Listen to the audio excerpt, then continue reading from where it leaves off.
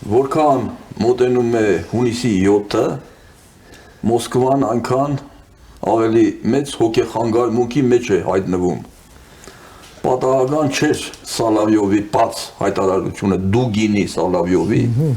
հատուկ գործողություն։ Այո, իրենք ասին, որ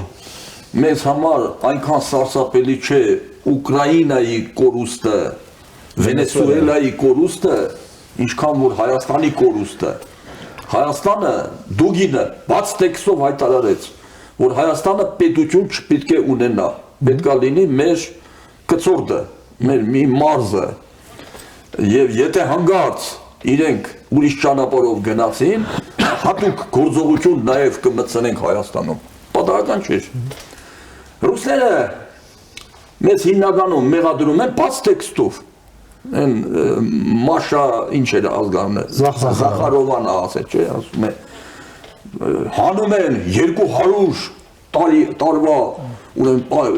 Թուրքմենչայի պայմանագրեր են մատնացույց անում, բայց մոռանում են Ղարսի, Մոսկվայի պայմանագրերը ոնց մեր ազգին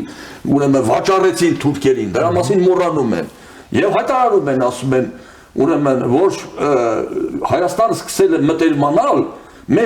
մեզ թշնամի խորապես թշնամի համարվող պետությունների միությանը։ Հետաքրքիր է, այդ որ դուք դրանց թշնամի եք համարում, իսկ ով չի ձեր թշնամին, ձեր շուրջը նայեք, ով չի ձեր թշնամին, ամբողջ ոչ թշնամի հարևան չունեն,